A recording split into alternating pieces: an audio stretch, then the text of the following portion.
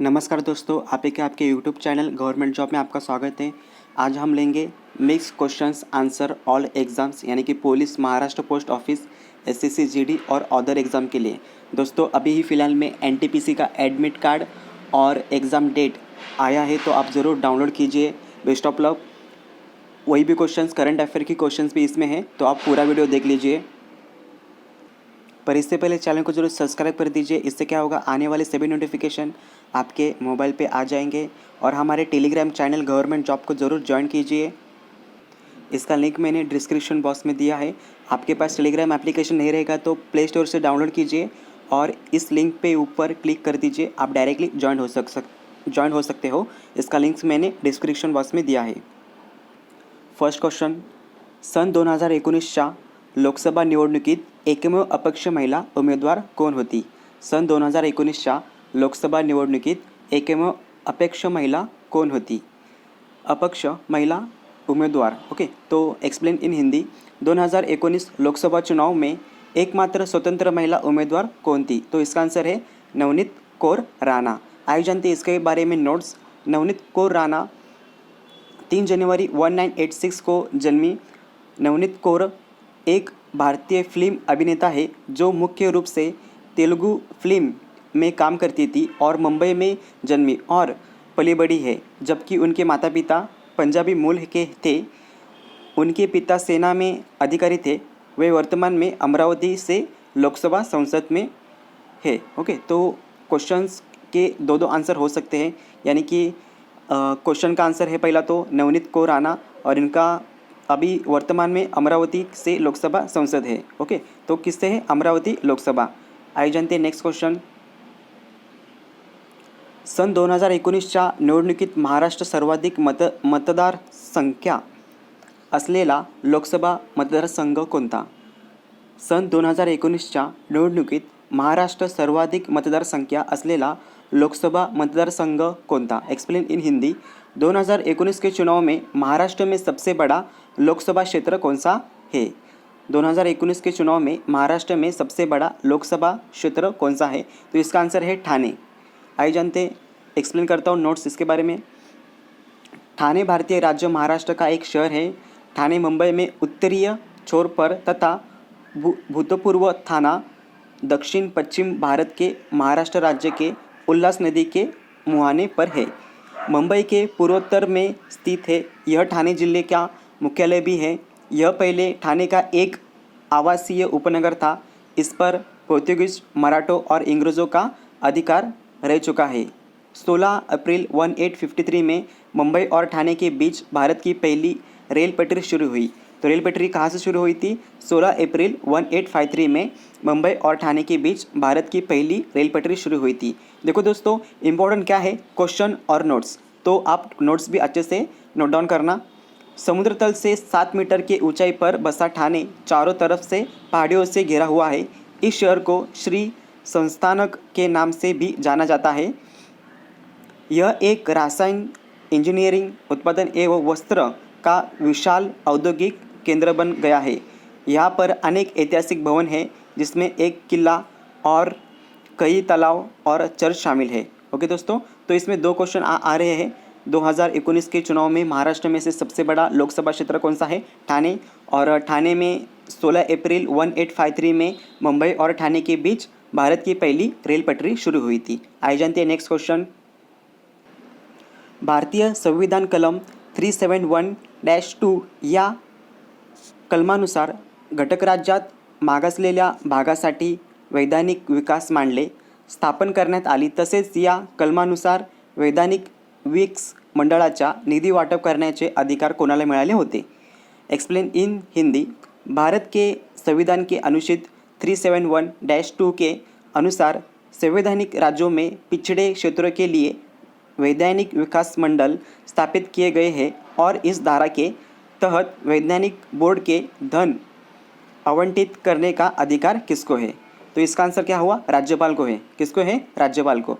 दोस्तों क्वेश्चन थोड़ा बहुत बड़ा है, पर ये क्वेश्चन भी ऐसे भी क्वेश्चन आ सकते हैं एग्जाम में। इसके लिए आप स्टडी अच्छे से करो, फिर से क्वेश्चन रिवाइज करो, फिर से वीडियो देखो। इससे क्या होगा, आप जितना देखोगे, आप जितना सुनोगे हेडफोन से, उतना आपका क्वेश्चन ईजिली आपके माइंड में चला जाएगा। इसके नोट्स जानते हैं। भारत के संविधान के अनुच्छेद 371-2 के अनुसार संवैधानिक राज्यों में पिछड़े क्षेत्रों के लिए वैधानिक विकास मंडल स्थापित किए गए हैं और इस धारा के तहत वैधानिक वाईएक्स बोर्ड के धन आवंटित करने का अधिकार किसका है? उसका राज्यपाल। Okay, next question. महाराष्ट्रात सर्वात जास्त महिला मतदारांची संख्या असणारा मतदारसंघ कोणता? महाराष्ट्र में किस निर्वाचित क्षेत्र में महिला मतदारों का संख्या सबसे अधिक कौन सी है? यानी कि महाराष्ट्रामध्ये सर्वात जास्त महिला मतदारांची संख्या असणारा मतदारसंघ कोणता? इसका आंसर है रत्नागिरी और सिंधुदुर्ग। रत्नागिरी और सिंधुदुर्ग में ज़्यादातर महाराष्ट्रातील सर्वात जास्त महिला मतदारसंख्या असणारा मतदारसंघ आहे। तो दोस्तों ये क्वेश्चन बहुत इंपॉर्टेंट है क्योंकि हाल ही में वोटिंग्स भी हो सकते हैं, तो ये क्वेश्चन ज़रूर आ सकता है, तो ये भी अच्छे से नोट डाउन करना। आइए जानते हैं इसके नोट्स के बारे में। रत्नागिरी सिंधुदुर्ग महाराष्ट्र के 48 लोकसभा क्षेत्रों में से एक है। यह निर्वाचित क्षेत्र जो 2008 में बना था। वर्तमान के कुल 6 विधानसभा क्षेत्र में 3 रत्नागिरी जिले में और 3 सिंधुदुर्ग जिले में से है। देखो दोस्तों ये भी क्वेश्चन इंपॉर्टेंट है, अच्छे से नोट डाउन करना। आइए जानते हैं नेक्स्ट क्वेश्चन। सन 2019ची अजलन शाह हॉकी चषक स्पर्धेची आयोजन कोणत्या देशाने केली होती? सन 2019ची अजलन शाह हॉकी चषक स्पर्धेची योजना कोणत्या देशाने केली होती? Explain in Hindi. किस देश ने 2019 अजलन शाह हॉकी कप की मेज़बानी की थी? ओके, तो इसका आंसर है मलेशिया। मलेशिया में हुआ था। ओके, तो इसके नोट्स जानते हैं दोस्तों। इसी नोट्स में आपको 2-3 क्वेश्चन और मिलेंगे। आइए जानते हैं। सुलतान अल्जन शाह चषक ही मलेशिया देशात दरवर्षी खेळली जाणारी एक आंतरराष्ट्रीय हॉकी स्पर्धा है। इसके सुल्तान अल्जन शाह का खेल हॉकी शुरू कब हुआ था? 1983 में। और इसमें संघ कितने थे? 14 संघ थे। देश संयुक्त राज्य अमेरिका का ध्वज मौजूद विजेता टीम था, यानी कि अमेरिका का ध्वज था। न्यूजीलैंड का ध्वज एक बार जीता था। सबसे सफल टीम ऑस्ट्रेलिया थी। ऐसा भी क्वेश्चन आ सकता है कि अजलान शाह हॉकी कप ज़्यादा किसने जीता है? तो इसका आंसर क्या आ जाएगा? ऑस्ट्रेलिया। ओके, ये 6 बार जीता था। आइए जानते हैं नेक्स्ट क्वेश्चन। सन 2019ची वैश्विक ऑलिम्पिक क्रीडा स्पर्धेचे आयोजन कोणत्या देशाने केले होते? सन 2019ची विशेष ऑलिम्पिक क्रीडा स्पर्धेचे नियोजन कोणत्या देशाने केले होते? Explain in Hindi. किस देश ने 2019 में विशेष ओलंपिक की मेजबानी की थी? तो इसका आंसर है यूएई। आइए जानते हैं इसके नोट्स के बारे में। आशिया खेलों को आशियाड के नाम से भी जाना जाता है। यह प्रत्येक 4 वर्ष बाद आयोजित होने वाली एक खेल है। इसमें बहुत सारे मतलब खिलाड़ी जो होते हैं भाग लेते हैं। तो इसमें ओलंपिक की मेजबानी यूए में होती। देखो ये भी क्वेश्चन इंपॉर्टेंट है, अच्छे से नोट डाउन करना। आइए जानते हैं नेक्स्ट क्वेश्चन। बिमस्टेक या संघटनेची स्थापना कोणत्या साली झाली? बिमस्टेक की स्थापना किस वर्ष में हुई थी? 1997 में। देखो ये क्वेश्चन इंपॉर्टेंट है क्योंकि अभी फ़िलहाल में ये भी एनटीपीसी का अभी एग्ज़ाम है, तो ये भी क्वेश्चन अच्छे से करके जाना। Next question. कोणते दशक हे स्त्रियांचे दशक म्हणून जाहीर करण्यात आले होते? कोणते दशक हे स्त्रियांचे दशक म्हणून जाहीर करण्यात आले होते? Explain in Hindi. किस दशक को महिला दशक घोषित किया गया था? तो इसका आंसर है 1975 से 1985 में, यानी कि देश में महिला दशक की घोषणा की थी। इसका आंसर क्या है? 1985 में। Next question. कुस्ती खेळाचे माहेरघर कोणत्या शहराला म्हणतात? किस शहर को कुश्ती के घर के रूप में जाना जाता है? तो इसका आंसर है कोल्हापुर। आपको सबको पता है कुश्ती शहर के माहिर घर ऐसा इनको कहा जाता है। कोल्हापुर आंसर है इसका। आइए जानते हैं नोट्स इसके बारे में। कुश्ती एक अति प्राचीन खेल है और ये कला एवं मनोरंजन का साधन भी है।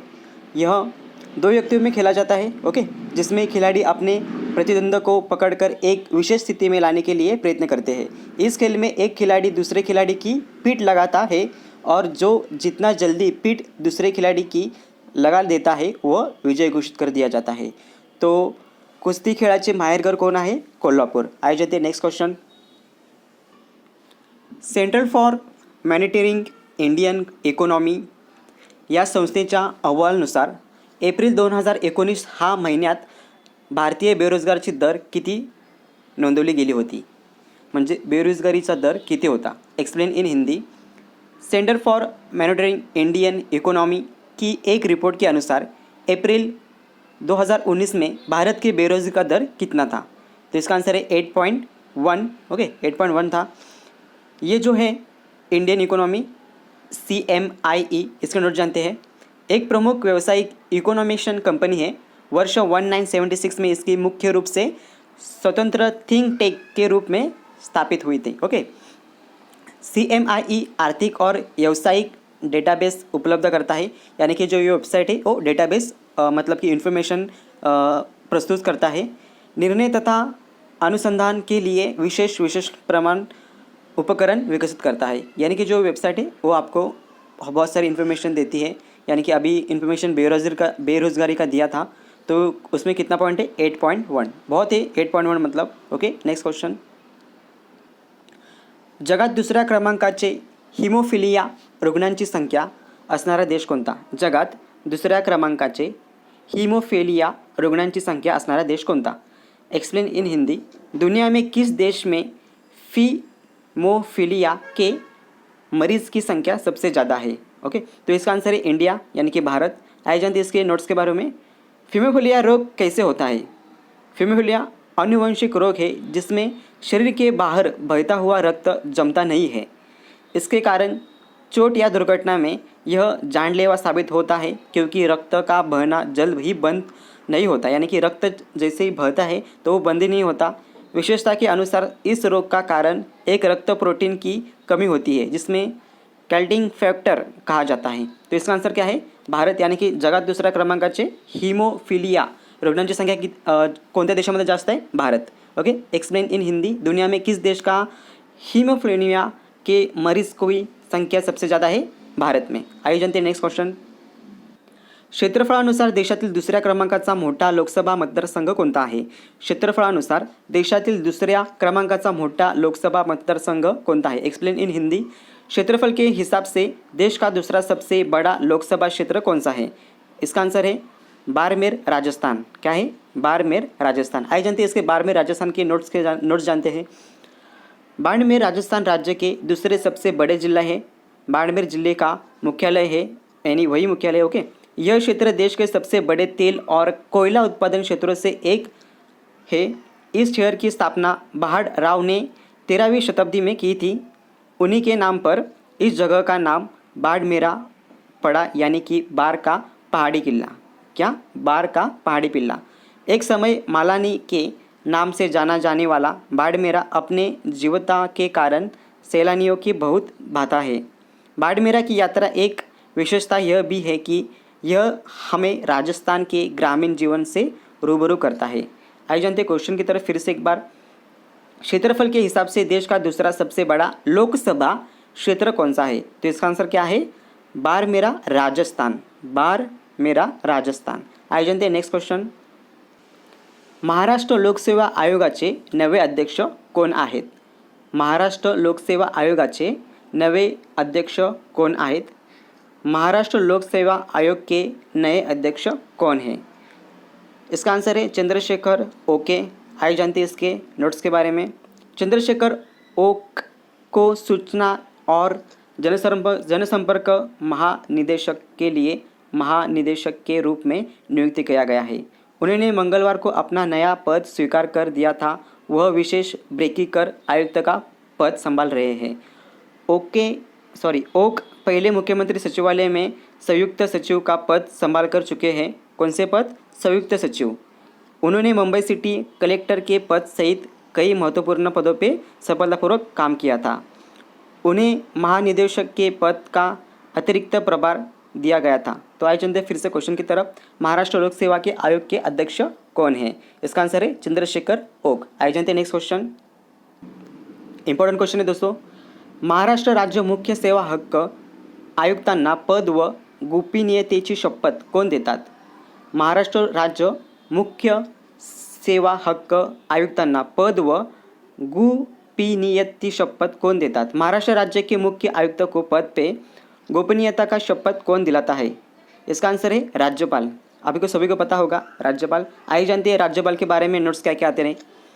राज्यपाल की योग्यता अनुच्छेद 157 के अनुसार राज्यपाल पद पर नियुक्त किए जाने वाले व्यक्ति में निम्नलिखित आयुक्ता का होना अनिवार्य है। ये पहले तो आप अच्छे से नोट डाउन करो। वह भारत का नागरिक हो, वह 35 वर्ष के आयु पूरे कर चुका हो, यानी भारत का नागरिक 35 एज पूरा, वह राज्य सरकार का या केंद्र सरकार या इन राज्यों में नियंत्रित के अधीन किसी सार्वजनिक उपक्रम में लाभ के पद पर न हो, यानी कि कौन से दूसरे पोस्ट पे नहीं होना चाहिए। वह राज्य विधानसभा का सदस्य चुने जाने का योग्य हो, वह पागल या दिवालिया घोषित न किया जा चुका हो। ओके, तो भारत का होना चाहिए, 35 ईयर्स पूरे होने चाहिए और कौन से पोस्ट पे नहीं होना चाहिए। यही इंपॉर्टेंट है राज्यपाल के बारे में। आइए जानते हैं और नोट्स भी है। राज्यपाल की नियुक्ति संविधान के अनुच्छेद 155 के अनुसार राज्यपाल की नियुक्ति राष्ट्रपति के द्वारा प्रतिष्ठित रूप में की जाती है। तो यानी राज्यपाल की नियुक्ति कौन करता है? राष्ट्रपति। Okay, next. किंतु वास्तव में राज्यपाल की नियुक्ति राष्ट्रपति के द्वारा केंद्रीय मंत्रिमंडल की सिफारिश पर की जाती है। राज्यपाल की नियुक्ति के संबंध में निम्न 2 प्रकार के प्रदान बनाए गए हैं। ओके, तो इम्पोर्टेंट अभी देखो अच्छे से, ये बहुत इंपॉर्टेंट है। किसी व्यक्ति को उस राज्य का राज्यपाल नहीं नियुक्त किया जाएगा जिसका वह निवासी है, यानी कि सपोज मैं हूँ कौन से भी शहर में हो तो मैं उसी शहर का राज्यपाल नहीं हो सकता। नेक्स्ट, राज्यपाल की नियुक्ति से पहले संबंधित राज्य में के मुख्यमंत्री से विचार विमर्श किया जाएगा। यह प्रथा 1950 से 1967 तक अपनाई गई, लेकिन 1967 में चुनाव के जब कुछ राज्यों में गैर कांग्रेसी सरकार का गठन हुआ तब दूसरी प्रथा को समाप्त कर दिए गया और मुख्यमंत्री से विचार विमर्श किए बिना राज्यपाल की नियुक्ति की जाने लगी। ओके, तो दोस्तों फिर से क्वेश्चन रिवाइज करता हूँ। थोड़े से नोट्स आप देख रहे थे, इसके लिए क्वेश्चन फिर से भूले हो गए होंगे। महाराष्ट्र राज्य के मुख्य आयुक्त को पद और गोपनीयता की शपथ कौन दिलाता है? इसका आंसर क्या है? राज्यपाल। आइए जानते हैं नेक्स्ट क्वेश्चन। दोस्तों ये क्वेश्चन बहुत इंपॉर्टंट है।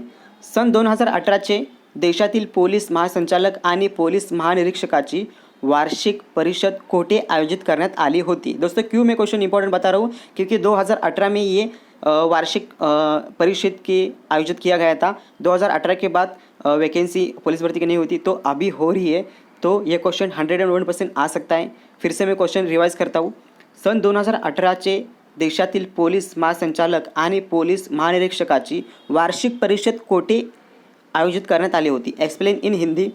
2018 में देश के पुलिस महानिदेशक और पुलिस महानिरीक्षक का वार्षिक सम्मेलन का आयोजित किया गया था। तो इसका आंसर है अहमदाबाद। ओके, अहमदाबाद में वार्षिक परिषद का आयोजित किया गया था। आइए जानते हैं, इसके नोट्स तो नहीं है पर ये क्वेश्चन बहुत इंपॉर्टेंट, स्क्रीनशॉट मार के रखो अच्छे से क्योंकि बहुत इंपॉर्टेंट है। Okay, next question. महाराष्ट्र राज्य दहशतवादी पथक ATSचे नवे प्रमुख कोण आहेत? महाराष्ट्र राज्याचे ATSचे प्रमुख कोण आहेत? Explain in Hindi. महाराष्ट्र राज्य आतंकवाद विरोधी दस्ते ATS का नया प्रमुख कौन है? तो इसका आंसर है देवेंद्र भारती। क्या है? देवेंद्र भारती।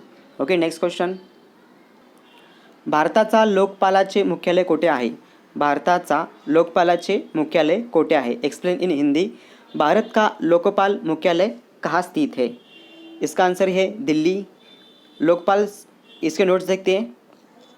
लोकपाल उच्च सरकारी पदों पर आसीन व्यक्तियों के द्वारा किया जा रहा है भ्रष्टाचार या शिकायतें सुनने एवं उस पर कार्यवाही करने के लिए ये होता है ATS। ओके, संयुक्त राष्ट्र संघ के एक सेमिनार में राजनीतिक और नौकरियों को आचरण तथा कर्तव्य पालन के विश्वसनीयता तथा पारदर्शिता को लेकर दुनिया की विभिन्न राजनीति प्रणालियों में उपलब्ध संस्था की जांच की जाती है।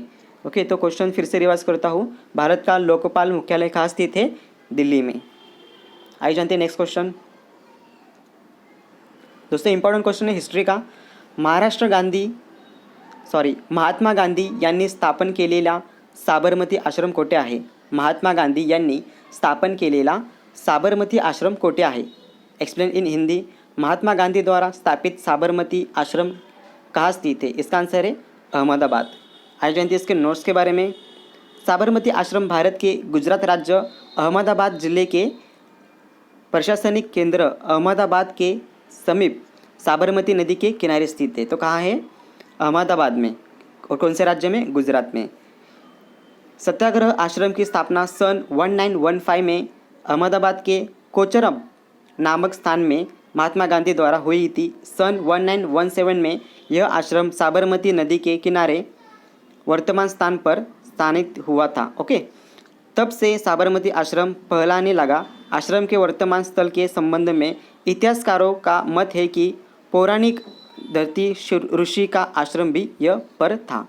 यानी कि महात्मा गांधी द्वारा स्थापित साबरमती आश्रम कहाँ था? अहमदाबाद में।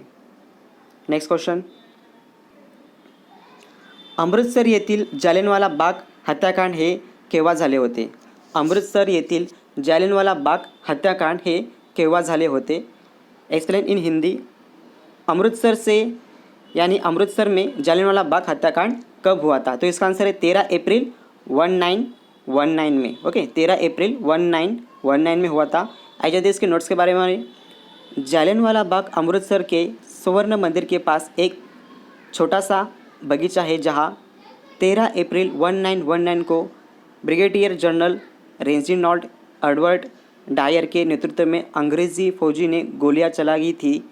शांत बुड्ढों, महिलाओं और बच्चों को सहित सैकड़ों लोगों को मार डाला था और हज़ारों लोगों को घायल कर दिया था। यदि किसी एक घटना ने भारतीय स्वतंत्रता संग्राम पर सबसे अधिक प्रभाव डाल दिया था तो वह घटना यह है हत्याकांड की थी। ओके, इसी घटना की याद की यहाँ पर स्मारक बना हुआ है। यानी कि जालियनवाला बाग हत्याकांड किसके कहने पर, मतलब कि ये जो है जालियनवाला बाग हत्याकांड अमृतसर के स्वर्ण मंदिर के पास एक छोटा सा बगीचा में हुआ था।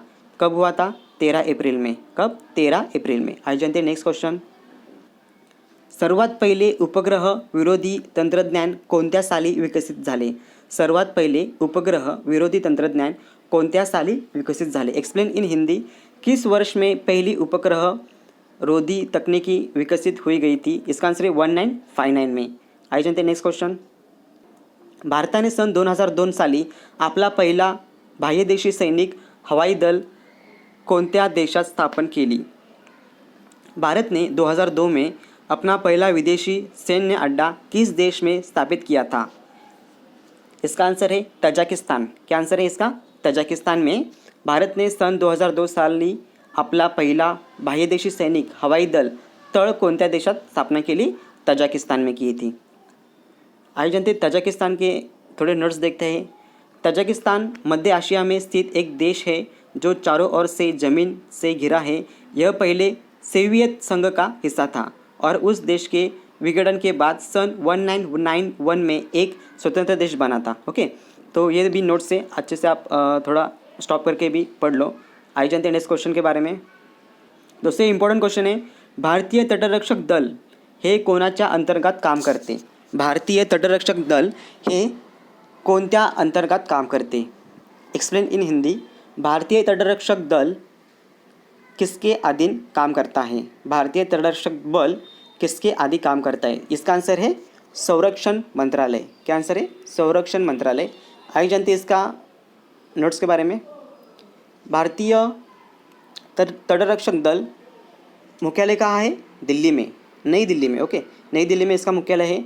भारतीय तटरक्षक की स्थापना शांतिकाल में भारतीय समुद्र की सुरक्षा करने के उद्देश्य से 18 अगस्त 1978 को संघ के एक स्वतंत्र सशस्त्र बल के रूप में संसद द्वारा तटरक्षक अधिनियम 1978 के अंतर्गत हुई गई थी। ओके, तो इसका इंग्लिश में नाम क्या है? Indian coast guard. क्या नाम है इसका? Indian coast guard. और इसका ब्रीद वाक्य ये है, वयम रक्षाम। ओके, हम रक्षा करते हैं। क्या है? हम रक्षा करते हैं। भारतीय तटरक्षक का आदर्श वाक्य है। वर्तमान में इस बल की कमान इनके महानिदेशक अनुराग गोपालन थपलिया है, हाथ में है, इनके हाथ में। ओके, आइए जानते हैं नेक्स्ट क्वेश्चन। भारतीय संसद द्वारा उपभोक्ता संरक्षण अधिनियम किस वर्ष में प्रेरित किया गया था? इसका आंसर है 1986 में। 5 जून 2018 को विश्व पर्यटन दिवस का मेजबान कौन था? यानी की 5 जून 2018च्या जागतिक पर्यावरण दिनाचा यजमान देश कोणता होता? इसका आंसर है भारत। ओके, विश्व पर्यावरण दिवस की सुरक्षा और संरक्षण हेतु पूरे विश्व में मनाया जाता है विश्व पर्यावरण दिवस। ओके, तो इस दिवस को मनाने की घोषणा संयुक्त राष्ट्र ने पर्यावरण के प्रति विश्व स्तर पर की है और सामाजिक जागरूकता लाने के हेतु 1972 में की थी। इसे 5 जून से 16 जून तक संयुक्त राष्ट्र महासभा द्वारा आयोजित किया गया था। इसका उद्देश्य क्या है? पूरे विश्व को पर्यावरण की सुरक्षा को करनी चाहिए इसे समझने हेतु, यानी कि पूरे विश्व को पर्यावरण की सुरक्षा को क्या है इसके बारे में बताना है। ओके, नेक्स्ट क्वेश्चन दोस्तों, इंपॉर्टेंट क्वेश्चन है, इंटरनेशनल मदर्स लैंग्वेज डे कौन सा है? अंतर्राष्ट्रीय मातृभाषा दिवस 21 फरवरी। उद्देश्य क्या है इसका? यानी कि अंतर्राष्ट्रीय मातृभाषा दिन कब है? 21 फरवरी। इसके नोट्स देखते हैं। उद्देश्य क्या है? भाषाएं और संस्कृति की विविधता और बहुभाषावाद के बारे में जागरूकता को बढ़ावा देने के लिए। यानी कि इंटरनेशनल मदर्स लैंग्वेज डे क्यों मनाया जाता है? भाषा और संस्कृति विविधता और बहुभाषावाद के बारे में जनजागृती करने के लिए। आइए जानते हैं नेक्स्ट क्वेश्चन।